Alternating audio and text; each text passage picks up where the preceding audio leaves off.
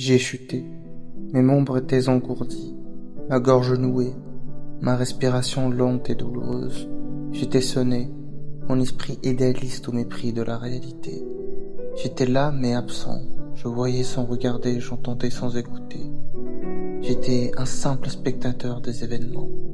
Et puis, lentement, mon esprit a retrouvé un semblant de lucidité. Je réagissais à ce qui m'entourait. Mais je ne pouvais accepter l'ignoble vérité. Ça ne pouvait qu'être qu'une erreur. Comme pour me protéger, mon esprit a choisi de nier, de s'abandonner au fantasme, à l'imaginaire, aussi et au peut-être. J'attendais une preuve, je devais le voir de mes propres yeux. Jusqu'au bout, tout demeurait encore possible. Puis vint le moment de la confrontation. Le cercueil était fermé.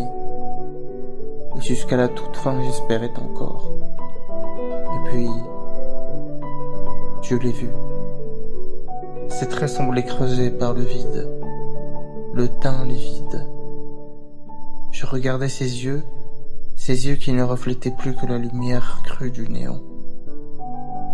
Ces yeux qui, autrefois, étaient riches de mille et une émotions. La chair froide. C'était donc ça, la mort. Le sol alors se déroupait sous mes pieds, où un frémissement d'air aurait suffi à m'emporter d'ici de là, pareil à une feuille morte. Tout suffocant et blême, je me souviens des jours anciens et je pleure. Et puis, une question tenace, obsessionnelle vint tourmenter mon esprit. Pourquoi nous? Qu'avons-nous fait pour mériter une telle infamie? Et derrière cette interrogation sans réponse, je cherchais un coupable à désigner, un visage sur lequel déverser ma haine et ma détresse. Mais aucun mot, fût-il le plus juste, ne parvenait à alléger ma peine. Mon âme se teignait de haine, mais contre qui? Le destin, le ciel muet, les autres, ou moi? Toujours moi. Je n'avais plus que la colère. Elle ne frappait pas la vie, ni ce malheureux présent au mauvais endroit, au mauvais instant. Elle me frappait moi, sans relâche. Je ne mourrais plus, mais je ne vivais pas davantage. Je suffoquais, enchaîné, écrasé par le poids de mes propres fers. Alors, comme pour tromper l'attente, je me lançais en quête, tentant d'étouffer les voix qui murmuraient en moi. Car lorsque l'absence d'un être vous habite, la terre entière ne suffit plus à gonfler, à combler le gouffre qu'elle a laissé derrière elle. Alors les couleurs se fanent, la musique se tait. Les mets les plus raffinés perdent leur saveur. Les cités les plus éclatantes se couvrent de cendres, et les femmes elles-mêmes deviennent silhouettes sans chair. Tout devient fade, vide, inutile. Et l'on finit par se surprendre à formuler ces genres de questions obscènes, à voix basse, comme une faute inexpiable. Qu'est-ce qui me retient encore à la vie? À quoi bon? Voilà bien longtemps que la joie n'habite plus que mes souvenirs. Au commencement, je cherchais qu'à m'arracher à cette souffrance qui s'était faite seconde peau.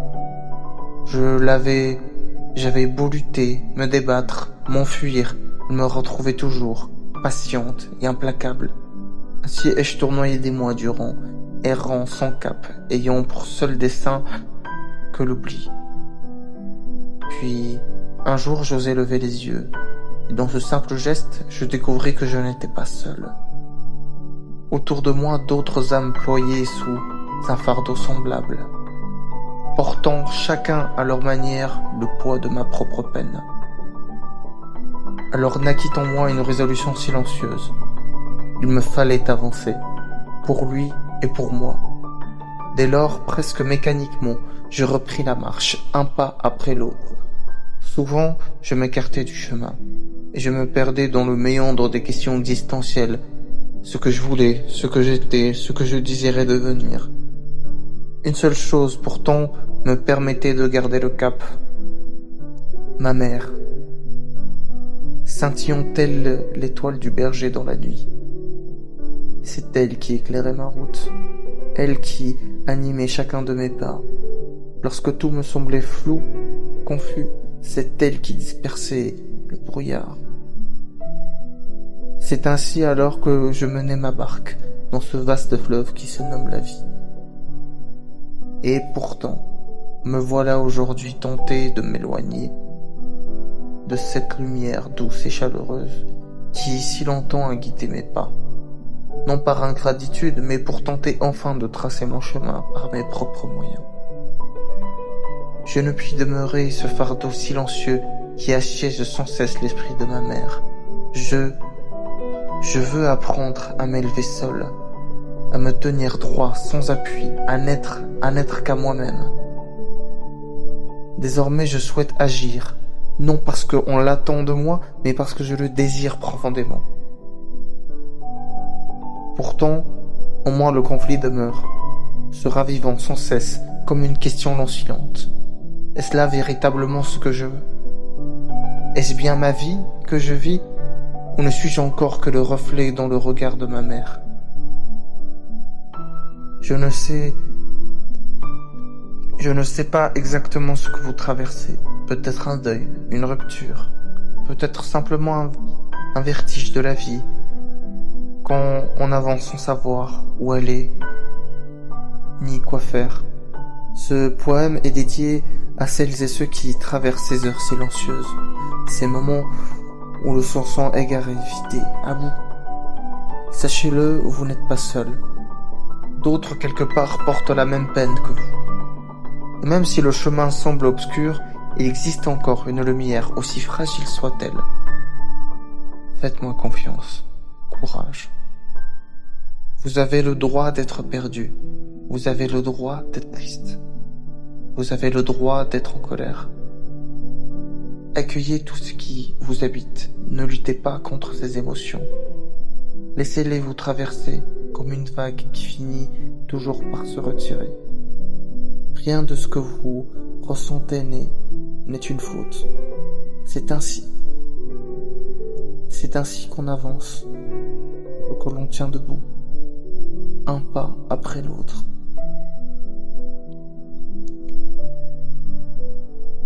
En tout cas, je vous souhaite beaucoup de courage dans votre vie.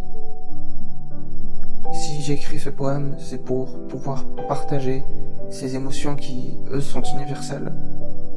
Chacun vit des moments difficiles. Et j'espère que ce petit poème vous a aidé d'une quelconque manière. En tout cas, je vous souhaite beaucoup de chance et du courage. Et partagez, likez. Merci de m'avoir écouté.